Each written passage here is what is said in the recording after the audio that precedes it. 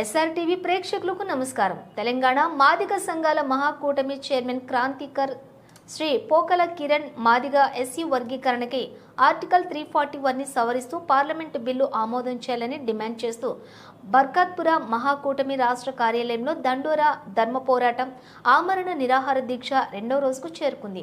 ఆయన మాట్లాడుతూ ఎస్సీ వర్గీకరణపై సుప్రీంకోర్టుగా తీర్పును గౌరవిస్తూ నేడు రాష్ట్రంలో ఆర్డినేటర్ జారీ చేయాలని కేంద్ర ప్రభుత్వం పార్లమెంట్లో అమలుపరిచే వరకు ఈ ఆమరణ నిరాహార దీక్ష కొనసాగుతుందని ఆయన తేల్చి చెప్పారు. మహాకూటమి చైర్మన్ పోకల కిరణ్ మాదిగ చేపట్టిన ఆమరణ నిరాహార దీక్షకు పలు సంఘాలు సంఘీభావం తెలుపుటకు రావటం జరిగింది. మాదిగ సంఘాల మహాకూటమి ప్రధాన సలహాదారులు సంగీత రాజలింగం, మాదిగ కార్మిక సంఘాల జేఏసీ అధ్యక్షులు గొల్లపల్లి దయానందరావు, మూచి సంఘాల రాష్ట్ర అధ్యక్షులు కళ్యాణ్ ప్రేమరాజ్, బీసీ సంక్షేమ సంఘం దక్షిణ రాష్ట్రాల అధ్యక్షులు పుట్ట జగన్ గౌడ్, అలాగే జంగన్న గౌడ్, తెలంగాణ ఉద్యమకారుల ఫోరం అధ్యక్షులు కొప్పుల వినోద్ కుమార్, పాయింట్ నుంచి రిపీట్ తీసుకుంటున్నా, మూచి సంఘాల రాష్ట్ర అధ్యక్షులు కళ్యాణ్ ప్రేమరాజ్, బీసీ సంక్షేమ సంఘం దక్షిణ రాష్ట్రాల అధ్యక్షులు పుట్ట జంగన్న గౌడ్, తెలంగాణ ఉద్యమకారుల ఫోరం అధ్యక్షులు కొప్పుల వినోద్ కుమార్, బహుజన లెఫ్ట్ ఫ్రంట్ స్టేట్ చైర్మన్ నల్లా సూర్యప్రకాష్, తెలంగాణ ఉద్యమ వేదిక వర్కింగ్ ప్రెసిడెంట్ పోరాటాల రామన్న మాదిగ, దళిత హక్కుల సంక్షేమ సంఘం రాష్ట్ర అధ్యక్షులు Punjarla Sudhakar Madiga, Telangana advocate JAC state president Nagula Srinivas Yadav, సామాజికవేత్త డాక్టర్ నరుణ్ అరుంధతి సేవా మండలి రాష్ట్ర ఉపాధ్యక్షులు మేకల నారాయణ, మానవ హక్కుల పరిరక్షణ సంస్థ రంగారెడ్డి జిల్లా చైర్మన్ మహాకలి అశోక్, హైదరాబాద్ జిల్లా చైర్మన్ తలారి తరుణ్ కుమార్ సంఘీభావం తెలిపారు.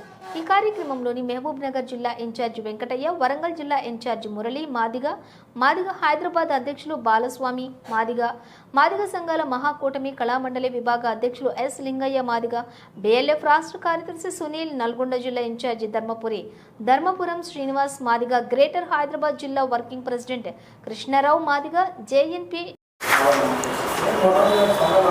ఈరోజు సామాజిక భవన్లో జరుగుతున్నటువంటి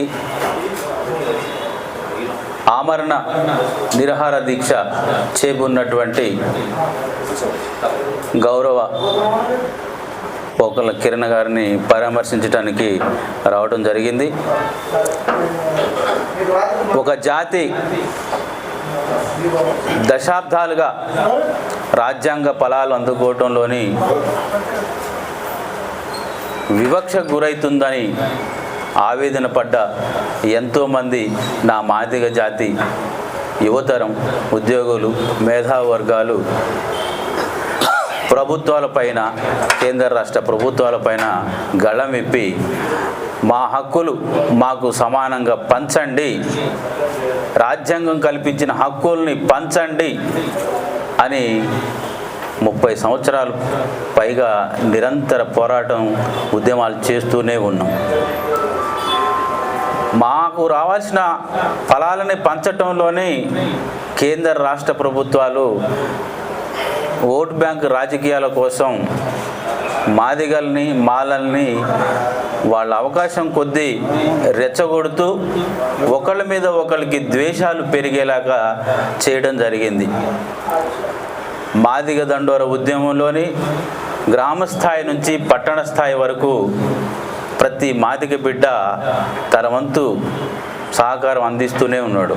అలాగే ఇది కొంతమంది రాజకీయ ద్రోహుల ప్రోద్బలంతో రెచ్చగొట్టబడినటువంటి కొంతమంది మాలలు కూడా వ్యతిరేక ఉద్యమాలు చేసినటువంటి సందర్భం ఈ దేశం మొత్తానికి తెలుసు.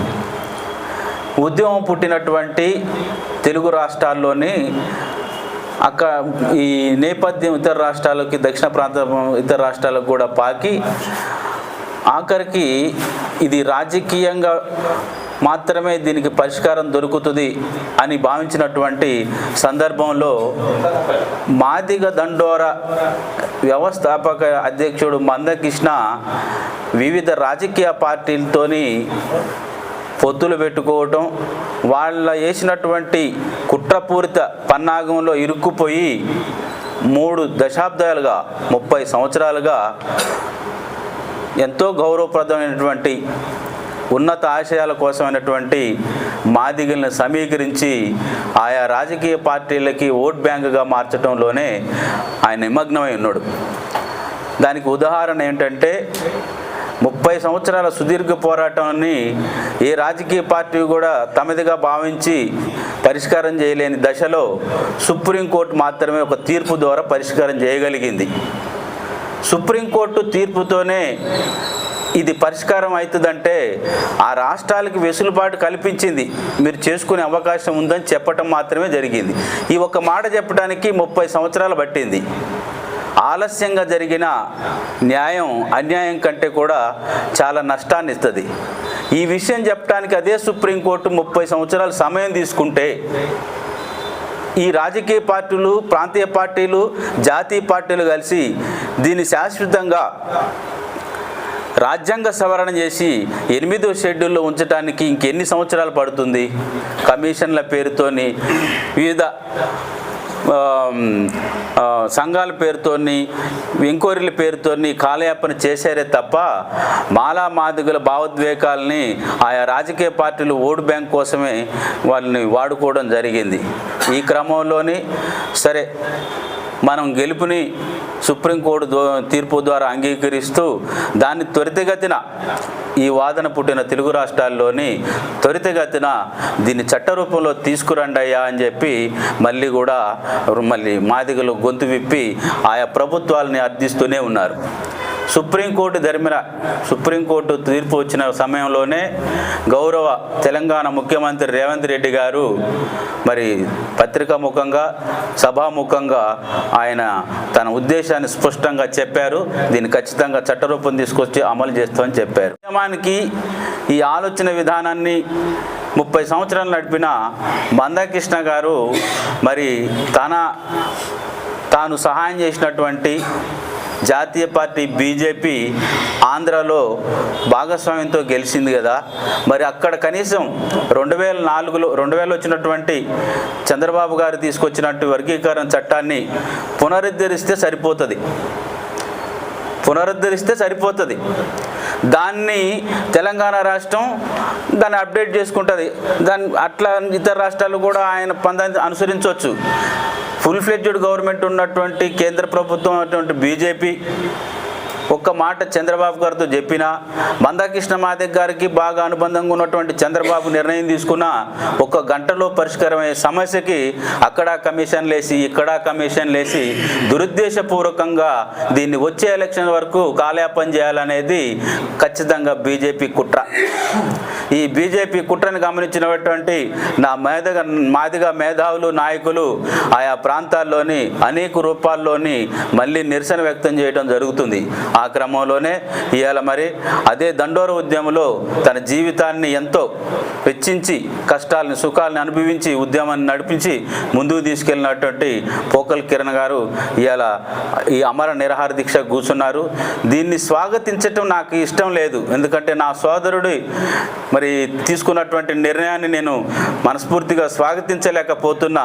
ఎందుకంటే అమరులైన కుటుంబాలని మరి మీ ఇద్దరం కలిసి దర్శించినప్పుడు, వాళ్ళని కలిసినప్పుడు అమరవీరులు మాదిగా ఈ ఏబిసిడి వర్గీకరణ కోసం అసూలు పాసినటువంటి ఎందరో అమరులు ఎంతోమంది అవయవాలు పోగొట్టుకున్నారు, మరి ఆస్తులు పోగొట్టుకున్నారు, విలువైన జీవితాలని, ఉద్యోగాలను పోగొట్టుకున్నారు, విద్యను పోగొట్టుకున్నారు.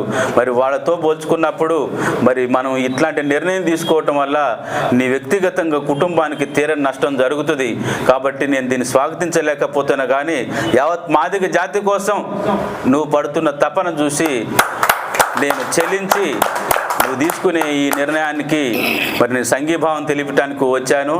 సాధ్యమైనంత వరకు ఈ తెలంగాణ రాష్ట్ర ప్రభుత్వాన్ని కోరేది ఏంటంటే, మేము మరణాలు పొందితేనే మాకు ఫలితాలు వస్తాయనే సాంకేతాలు మీరు ఇవ్వాల్సిన పని లేదు. ఈ విషయం మీకు స్పష్టంగా తెలుసు. మీరు రాజకీయాల్లో మీరు ఎప్పుడైతే రాజకీయాలు అడుగు పెట్టారో, సీఎంగా ఇప్పుడు ఉన్నారు, మీకు ఈ మాదిగ దండోరా ప్రాతినిధ్యం నుంచి అన్ని విషయాలు తెలుసు. కాబట్టి మరి తమ్ముడు తీసుకున్నటువంటి నిర్ణయానికి, డిమాండ్కి తలోకి మంచి నిర్ణయంతో ఒక సంప్రదింపుల కమిటీని పంపించి ఈ దీక్షని త్వరగా విరమించేలాగా రేవంత్ రెడ్డి గారు, ముఖ్యమంత్రి తెలంగాణ గారు నిర్ణయం తీసుకోవాలని ఆశిస్తున్నాను. అలాగే తెలంగాణలో ఉన్న యావత్ మాదిగ జాతి ఉద్యోగులు, మేధావులు, విద్యార్థులు, శ్రామికులు, కార్మికులు, కర్షకులు అందరికీ నేను చెప్పేది ఏంటంటే, ఎక్కడైతే నీ కులం కోసం సమయాన్ని, ధనాన్ని, తెలివితేటల్ని వెచ్చిస్తారో వాళ్ళకి చేదోడు వాదోడుగా ఉండండి. వాళ్ళకి ఏ కష్టం వచ్చినా వెళ్ళండి. వాళ్ళు ఏ పోరాటాలు చేసినా, ఏ ఉద్యమాలు చేసినా వాళ్ళకు తోడు నీడై ఉండాలని మరి యావత్ తెలంగాణ మాదిగ సమాజానికి నా వంతుగా విజ్ఞప్తి చేస్తూ ఈ అవకాశం ఇచ్చినటువంటి మీడియా మిత్రులకు ధన్యవాదాలు తెలియజేస్తూ ముగిస్తున్నాను. జై మాదిగ, జై మాదిగ, జై తెలంగాణ, జై తెలంగాణ.